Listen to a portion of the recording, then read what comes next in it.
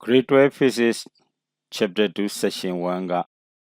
Centrifugal Force ကိုဖြစ်စေတဲ့ Electric Force အကြောင်းအဲ့ဒီ Electric Force က Atom တစ်ခုတည်းက Electric Force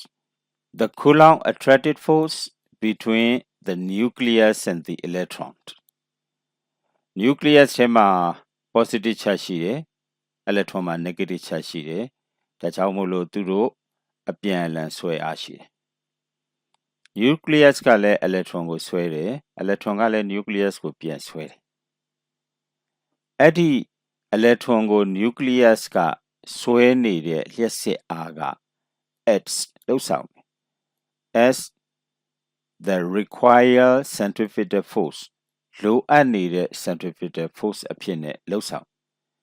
for the electron to move around the nucleus electron က nucleus ကိုစက်ဝိုင်းပုံပတ်နေစေဖို့အတွက် electron က nucleus ကိုစက်ဝိုင်းပုံပတ်နေစေဖို့အတွက်ဆိုရင်စက်ဝိုင်းရဲ့ဗဟိုကိုဆွဲနေတဲ့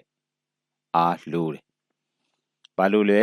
စက်ဝိုင်းကမဆွဲတော့ဘူးဆိုရင်ဗဟိုကမဆွဲတော့ဘူးဆိုရင်တင်းကျပ်မြင်အတိုင်းသူကထွက်သွားမယ်အဲ့တော့အမြဲတမ်းဆွဲနေရအဲ့ဒီဆွဲအားကိုကြည့်လိုက်ရင်ပထမဦးဆုံးဗဟိုကဆွဲတာလားဟုတ်တယ်ဗဟိုကနေဆွဲတယ်ဗဟိုကနေဥတီပြီးဆွဲတယ်နောက်တစ်ချက်က tangential velocity နဲ့ထောက်မှန်ကြသလားကြတယ် electron ရဲ့ motion နဲ့ထောက်မှန်ကြတယ်ဒါကြောင့်မို့လို့